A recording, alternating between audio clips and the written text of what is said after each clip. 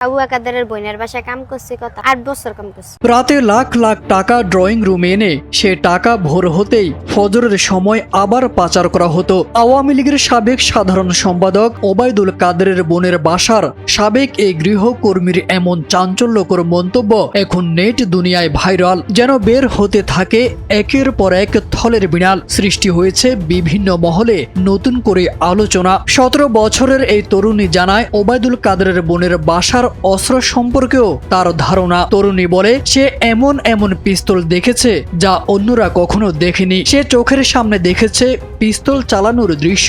তরুণী দাবি করে সে প্রায় 8 বছর ওবায়দুল কাদেরের বোনের বাসায় কাজ করেছে। চাকরি ছাড়ার সময় তাকে 2,70,000 টাকা, একটি ব্রেসলেট, একটি চেইন, একটি মোবাইল ফোন এবং বিভিন্ন ধরনের পোশাক দেওয়া হয়েছিল।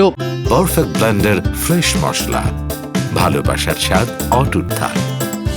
কিন্তু তার এসব টাকা বা জিনিস সবাই নিয়ে গেছে বলেও সে উল্লেখ করে তার বক্তব্যে। প্রায় 1.5 বছর আগে সে ওই বাসার চাকরি ছেড়ে দেয়। জানিয়ে তরুণী বলে চাকরি ছাড়ার কারণ হিসেবে তিনি ব্যক্তিগত কিছু সমস্যার কথাও উল্লেখ করেন। তবে পরিবারের সদস্যদের সম্পর্কে মন্তব্য করতে গিয়ে তাদের ভদ্র ও ভালো মানুষ বলেও উল্লেখ করে সে। তবে তার এসব বক্তব্যের সত্যতা স্বাধীনভাবে যাচাই করা সম্ভব হয়নি। আই এটা কইলে ভুল, হ্যাঁ তো হ্যাঁ একদিনও তো ভাত খাইছে, গুন গাইতে হইব। হ্যাঁ তো ভাত